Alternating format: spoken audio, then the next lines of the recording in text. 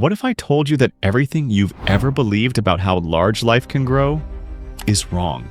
That there's a hidden equation buried in nature itself that quietly decides when something collapses under its own weight, overheats, or starves, and that this mathematical ceiling is the one thing keeping the universe from being filled with living skyscrapers. Because here's the crazy part. Every time evolution tries to build a true giant, physics steps in and says, "Nice try, but not today." And yet, somehow, life keeps finding loopholes. So today, let's challenge the limits. Let's figure out exactly how big life could get. Not just on Earth, but anywhere in the universe. Start with a familiar heavyweight, the elephant. Massive, powerful, majestic, and living proof that nature struggles with its own architecture. On the surface, elephants seem perfectly engineered for size. But if you zoom into the math, their biology is a disaster waiting to happen. They've got 13 times more skin than we do. Impressive, until you realize their body volume is 60 times greater. That means their surface area can't dump heat fast enough.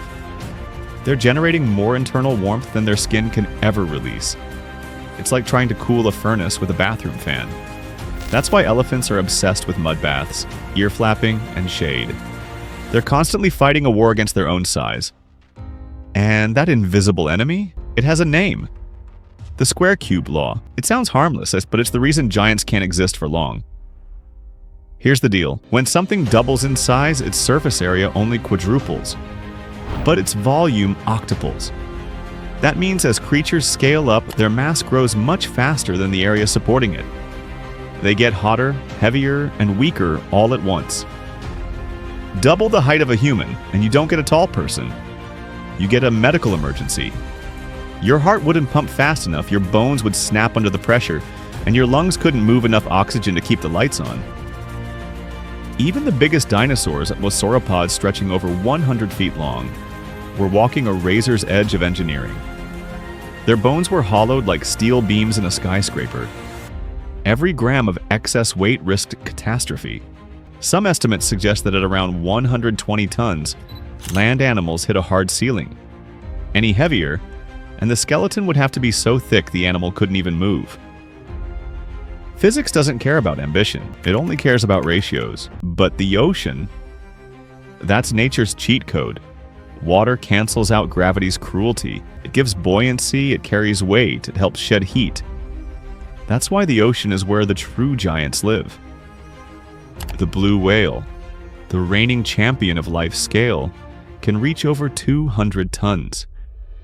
Its heart is the size of a small car, its tongue weighs as much as an elephant, and yet it glides effortlessly, as if gravity forgot about it. But even whales hit limits. Each one has to eat up to 8,000 pounds of krill every day, the equivalent of 8 elephants every week. If they grew any bigger, they'd burn more energy than the oceans could ever provide. Their size isn't chosen by evolution's generosity, it's capped by the planet's food supply. Still, nature's imagination didn't stop there. Because if you look close enough, you'll find organisms that sidestep the rules entirely. Take the siphonophore. It's not one animal, but thousands of tiny, specialized organisms working together as a single body. Some species stretch nearly 400 feet long, longer than a football field, longer than a blue whale. They move as one entity, a living tapestry of clones, proof that being one creature might just be an illusion of biology. And then there's something even stranger. A fungal organism in Oregon, quietly expanding underground.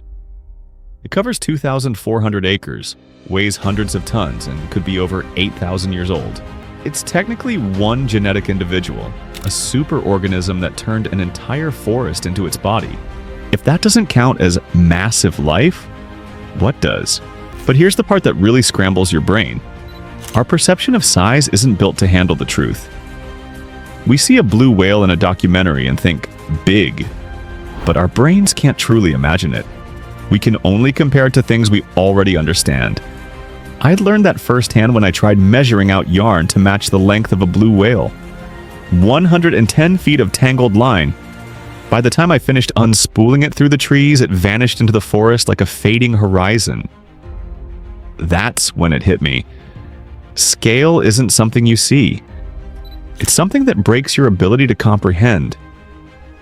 It's the same reason movie monsters always feel enormous even when their official stats say otherwise. Directors use perspective tricks, nearby buildings, smaller props, to trick your brain into feeling awe. Because big isn't about measurement, it's about context. So what if we rewrote the context? What if we could cheat the square cube law the way life always dreams of doing? Let's say evolution tries again, this time with different blueprints. What if an animal didn't have 4 legs, but 8? Could double the limbs mean double the support? 100 legs, like a colossal millipede, could spread the weight evenly across miles. We've never seen it, but not because it's impossible. Maybe evolution just never rolled that dice. Or what if life evolved stronger materials, carbon fibers or metallic biominerals instead of bone? Imagine skeletons made from substances we haven't even discovered yet.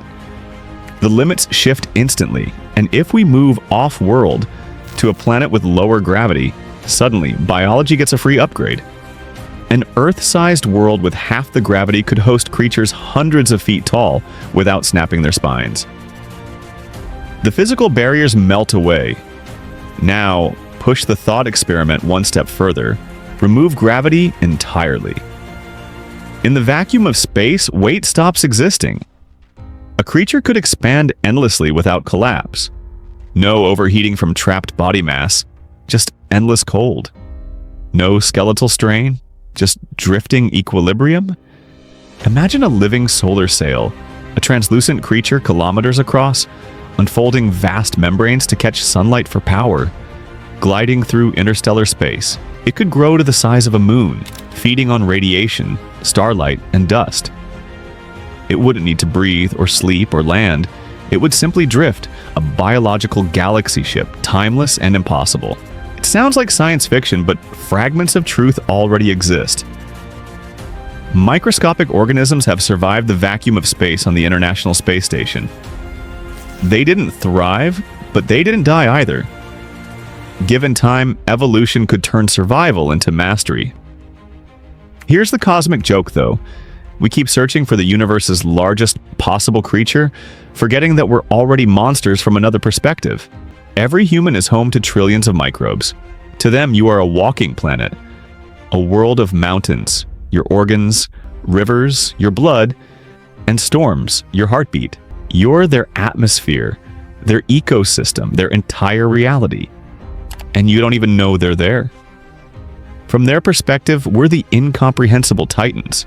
Vast, immortal, unpredictable. In other words, we're the giants we keep imagining. That realization reframes everything. Maybe the biggest life form doesn't need to crush physics or shatter bones. Maybe true scale is relative, a reflection of vantage point, not volume. The fungal network, the blue whale, the solar sail, they all prove that life's genius isn't in defying laws, but in bending them creatively. Because that's the secret. Evolution isn't about breaking rules, it's about finding loopholes. The square cube law says you can't get bigger. Evolution whispers, watch me. So maybe somewhere in the distant future, or light years away, there really will be creatures the size of cities, drifting between stars like glowing biological satellites. Or maybe the next giant won't be measured in feet or tons at all, but in complexity, in interconnectedness, in the scale of thought, not flesh. Either way, the lesson remains.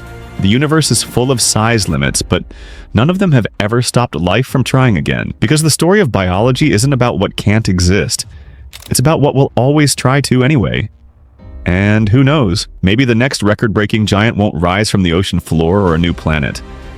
Maybe it's already out there, drifting unseen through the void, quietly reminding the cosmos that the laws of physics might be strict, but life never really asks for permission. If that thought gave you chills, wait until you see the smallest creature in the universe that still behaves like a planet. Trust me, it's a whole new scale of weird.